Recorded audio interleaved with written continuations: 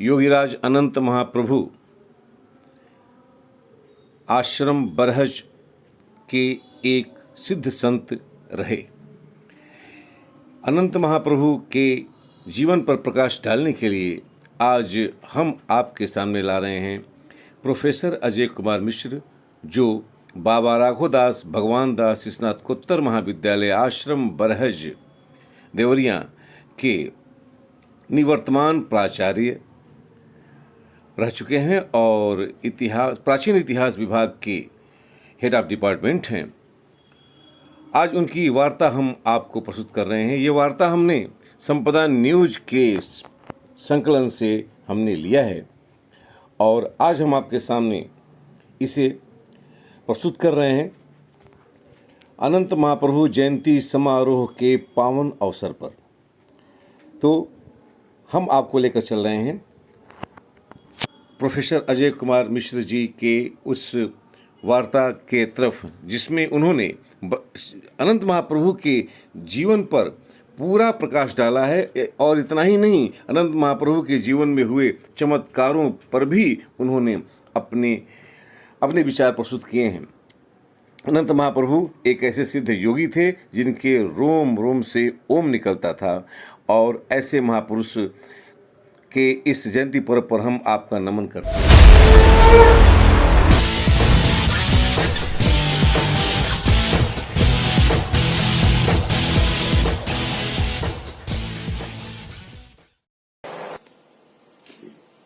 नमस्कार, मैं doctor Ajay Kumar Mishra, BRD ED PG college आश्रम बरहज देवरिया, आज आपके सामने पूर्वांचल के प्रसिद्ध संत, आध्यात्मिकता और राष्ट्रीयता के प्रेरणा स्रोत,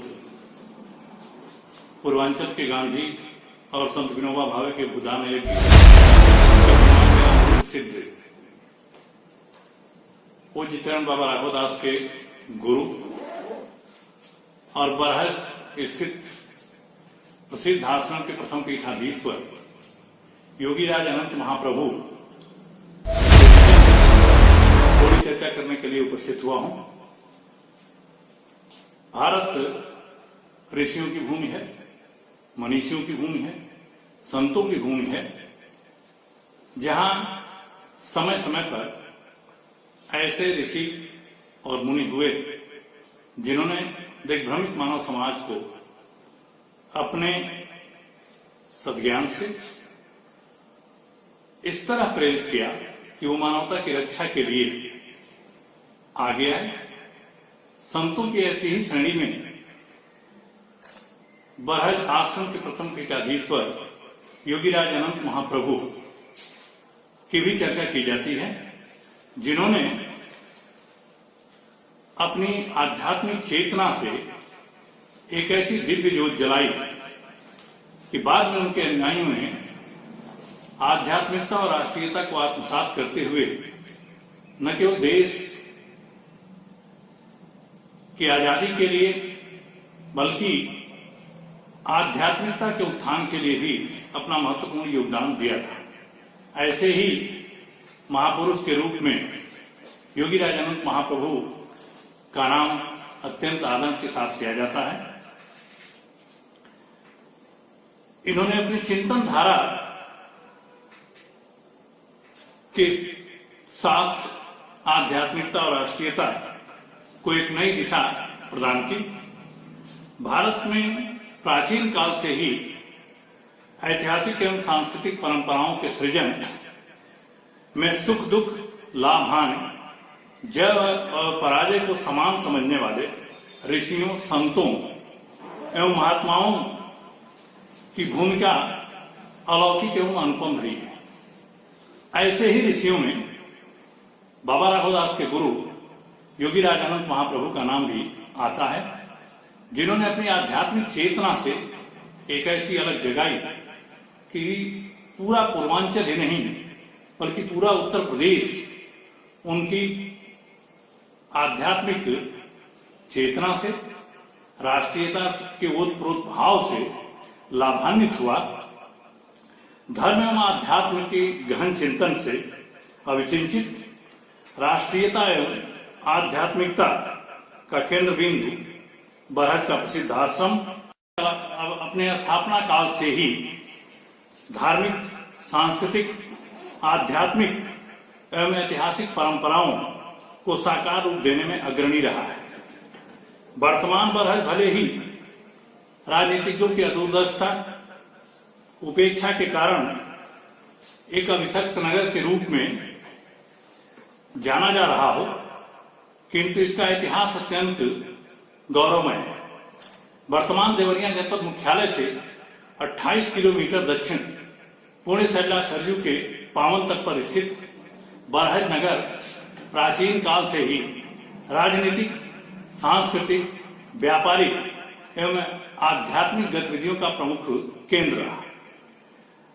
नाग कौशलेत्तर में वर्णन मिलता है कि ऋषि विश्वामित्र जब राम और लक्ष्मण को साथ लेकर शिक्षा प्रदान करने के लिए हरिहर क्षेत्र की तरफ चले थे, तो बरहज से 5 किलोमीटर पश्चिम कपरवार, जहां राप्ती और सरयू का संगम स्थल है, वहीं उन्होंने राम और लक्ष्मण को बला और अतिबला की शिक्षा दी थी। ऐसे पवित्र स्थल को अपनी आध्यात्मिक साधना का केंद्र बिंदु योगीराज अनंत महाप्रभु ने बनाया था। आश्रम बरहज के आदि संस्थापक अनंत श्री विभूषित योगीराज अनंत महाप्रभु का जन्म भाद्र शुक्ल चतुर्दशी 1777 ईस्वी को लखनऊ के शहादतगंज मोहल्ले में ख्याति प्राप्त श्री सुनंदन वाजपेयी के पुत्र के रूप में हुआ। चूंकि इस दिव्य एवं अलौकिक बालक का जन्म अनंत चतुर्दशी के दिन हुआ, इसलिए इनके पिताश्री ने बच्चे का नाम भी अनंत रख दिया। यह सर्वविदित तथ्य है कि प्रतिभा उम्र की मोहताज और समय, नदी तथा काव्य की धारा रुकती नहीं है। इसे बालक अनंत ने भी अपने कार्यों के द्वारा सिद्ध किया। अन्याय और शोषण के जन्मजात विरोधी गुण बालक में बचपन से ही परिलक्षित होने लगा था। एक दिन बालक अनंत के बगीचे में पालतू मोर पर एक अंग्रेज अधिकारी ने गोली चला दी और अंग्रेज अधिकारी के गोली से वह पालतू मोर मृत्यु को प्राप्त हो गया।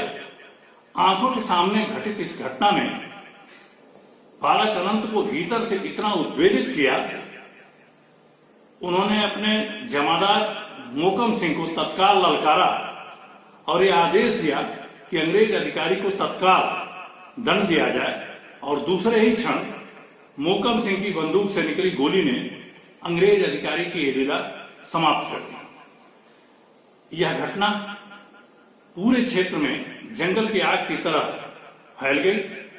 परतंत्र भारत के लखनऊ जैसे शहर में इस तरह की घटना ने अंग्रेजी हुकूमत को झकझोर दिया। चारों तरफ हड़कंप मच गया। बालक अनंत और मोकम सिंह अचानक आई इस विकट परिस्थिति का साहस के साथ मुकाबला किए और कुछ दिनों तक फरारी की अवस्था में रहने के बाद मुकदमे में बाइज्जत बरी हुए। साहस की प्रतिमूर्ति बालक अनंत पर महात्मा बुद्ध और महावीर स्वामी का असर प्रारंभ से ही दिखाई देता है। बाल्यावस्था से ही देश और समाज के प्रति चिंतित रहने वाले इस बालक ने जो कार्य किया उसे देखकर पिता श्री सुनंदन वाजपेयी ने सांसारिकता के बंधन से बालक को बांधने का प्रयास करते हुए अल्पायु में ही इनका विवाह कर दिया। किंतु होनी को कौन टाल सकता है। अनंत बढ़कर जीने के लिए इस संसार में आए नहीं थे, बल्कि समाज और मानवता की रक्षा उनके जीवन का प्रथम लक्ष्य था। इसीलिए 15 वर्ष की अल्पायु में ही उन्होंने वैराग्य को अपने जीवन का ध्येय चुन लिया और घर से निकल पड़े। माँ, पिता और पत्नी के लाख प्रयास के बावजूद उन्होंने वैराग्य को ही अपने जीवन का लक्ष्य चुना और अपने फैसले से डिगे नहीं, वैरागी जीवन के अनंतर ही वो काशी के ख्यात प्राप्त विद्वानों के अंतेवासी अर्थात शिष्य के रूप में संस्कृत जैसे देववाणी में प्रवीणता प्राप्त किए और भागवत कथा के प्रकांड विद्वान के रूप में उन्होंने पूरे काशी क्षेत्र में ख्याति अर्जित किया। लगभग 15 वर्षों तक काशी में रहने के बाद भागवत कथा के प्रचार और उसी के द्वारा समाज में व्याप्त विषमता को दूर करने का उन्होंने बीड़ा उठाया। वैरागी होने के बावजूद देश की परतंत्रता उनके मन में सालती रही। परिणाम स्वरूप 1857 के प्रथम स्वतंत्रता संग्राम में देशभक्त क्रांतिकारियों से इनका इतना गहरा लगाव हुआ, विशेष रूप से 1857 के क्रांतिकारी आंदोलन के अगुआ शहीद मंगल पांडे से इनकी काफी निकटता रही। इनके द्वारा स्थापित बरहज आश्रम से ही बाद में इनके अनंत गुफा और पूर्वांचल के गांधी के नाम से प्रसिद्ध संत विनोबा भावे के भूदान यज्ञ के हनुमान बाबा राघव दास ने स्वतंत्रता आंदोलन के क्रियाकलापों को संचालित किया और अनेक स्वतंत्रता संग्राम सेनानियों को इस आश्रम से जुड़ने का अवसर दिया। बाबा राघव दास के ही गीता पाठ के विद्यार्थी के रूप में पंडित राम प्रसाद बिस्मिल का नाम आता है। इसीलिए पंडित राम प्रसाद बिस्मिल को जब गोरखपुर में फांसी दी गई तो उनकी अस्थियां लेकर बाबा राघवदास जी ने बरहज आश्रम में स्थापित किया और इसी का नतीजा रहा कि 1942 के आंदोलन में ब्रितानी हुकूमत ने केवल 2 संस्थाओं को प्रतिबंधित घोषित किया था, जिसमें नेशनल हेराल्ड और बरहज आश्रम का नाम आता है। क्रांतिकारी गतिविधियों के संचालन और अमर शहीद पंडित राम प्रसाद बिस्मिल की समाज स्थली होने के कारण भी बरहज आश्रम का अपना एक महत्वपूर्ण स्थान है। स्वतंत्रता आंदोलन से जुड़े होने के कारण 1857 में अनंत महाप्रभु अंग्रेजों की नजर में चढ़ गए और इन्होंने अपना साधु वेश धारण कर स्वतंत्रता संग्राम सेनानियों का सहयोग करना शुरू कर दिया। 1876 ईस्वी में 99 वर्ष की आयु में बाबा लाल दास जी के विशेष आग्रह पर अनंत महाप्रभु का बरहज नगर में आगमन हुआ और गौरा निवासी स्वर्गीय वेचू साहू के बगीचे, जहां पर वर्तमान समय में आश्रम क्षेत्रीय जनमानस में यह बात प्रचलित है कि जैसे ही योगी राज अनंत महाप्रभु ने स्वर्गीय वेचू साहू के सूखे बगीचे में तपस्या शुरू की, वह बगीचा हरा भरा हो गया और यह बात पूरे क्षेत्र में फैल गई। लोगों की आस्था उस महापुरुष के साथ, उस परम तपस्वी के साथ जुड़ गई। यद्यपि उस समय बागीचे में लोगों का आना जाना कम ही था, केवल पक्षियों का कलरव, प्रकृति का अनुपम सौंदर्य और शांति वहां विद्यमान थी। लेकिन धीरे धीरे इनकी तप साधना और यौगिक क्रिया में विशेषता की चर्चा पूरे बरहज क्षेत्र में फैल गई। निरंतर तपश्चर्या और भगवत चर्चा में लीन रहना उनकी दिनचर्या बन गई। 24 घंटे में बेचू साहू के वहां से आने वाले गाय के आधा सेर दूध के अलावा वो पूरे 24 घंटे में कुछ भी ग्रहण नहीं करते थे। बगीचे में स्थित गुफा, जो आज साधना स्थली के रूप में जानी जाती है, कथा और उपदेश के साथ पुनः वो गुफा में चले जाते थे। निरंतर साधनारत योगी राज की साधना मुखर हुई और लोक मानस में यह मान्यता प्रचलित है कि उनके रोम रोम से ओम मुखरित हो। आज भी उनका सामीप्य लाभ पाए इक्का दुक्का संवेदनशील लोग इस बात की पुष्टि करते हैं। आश्रम के निवर्तमान पीठाधीश्वर ये चंद्रदेव शरण जी महाराज और वयोवृद्ध स्वतंत्रता संग्राम सेनानी रहे स्वर्गीय पंडित विश्वनाथ त्रिपाठी, पूर्व प्राचार्य दिवंगत श्री राजनारायण पाठक जी ने बताया कि एक बार नगर के प्रसिद्ध व्यवसायी और महाप्रभु के भक्त स्वर्गीय द्वारिका प्रसाद आदि ने उनसे आग्रह किया कि वो बरहज में रहते हुए सरयू स्नान को क्यों नहीं जाते। वो इस बात को टालते रहे, किंतु भक्तों ने जब काफी जिद किया कि आखिर वो सरयू स्नान को क्यों नहीं जाते हैं, तो उन्होंने कहा कि मां स्वयं ही पुत्र के पास आ जाती है। और इसी के बाद वहां उपस्थित लोगों ने यह अनुभव किया कि जैसे किसी तेज जलधारा में वह डुबकी लगा रहे हों। कुछ क्षण के लिए किसी के भी समझ में नहीं आया कि यह किस तरह की घटना है। थोड़ी देर बाद जब सब कुछ पुनः सामान्य हुआ और भक्तों ने महाप्रभु के पैर पकड़कर क्षमा याचना की, उनकी साधना की सुगंध से न केवल पूरा बागीचा बल्कि पूरा बरहज क्षेत्र सुगंधित हो उठा। चूंकि महापुरुषों की निवास स्थली की अपनी विशिष्टता होती है, उस विशिष्टता को कायम रखते हुए योगीराज ने भारतीय सभ्यता, संस्कृति एवं हिंदू धर्म की उदात्त परंपराओं के प्रचार प्रसार का श्री गणेश बरहज आश्रम से किया। लगभग 40 वर्षों तक बरहज आश्रम में रहकर उन्होंने आध्यात्मिकता और राष्ट्रीयता की ज्योति जलाई। योग सिद्धि के कारण शरीर में अपार बल, हिंदू धर्म एवं संस्कृत के महान ग्रंथों में प्रकांड पांडित्य अनंत महाप्रभु की पहचान बन गई, जिसकी पुष्टि उस समय अपनी चमत्कारिक शारीरिक बल के प्रदर्शन द्वारा दिल की धड़कन को रोकने वाले प्रसिद्ध पहलवान प्रोफेसर राम मूर्ति और योगीराज के मिलने की घटना से भी ज्ञात होती है। लोगों ने बताया कि प्रोफेसर राम मूर्ति योगीराज अनंत महाप्रभु की सिद्धियों को सुनकर उनके आश्रम में आए और उन्होंने कहा कि आप अपनी सिद्धियों का प्रदर्शन कीजिए। तो योगीराज अनंत महाप्रभु ने कहा कि प्रोफेसर राम मूर्ति, सिद्धियां आत्मिक शांति के लिए होती हैं, प्रदर्शन की वस्तु नहीं होती है।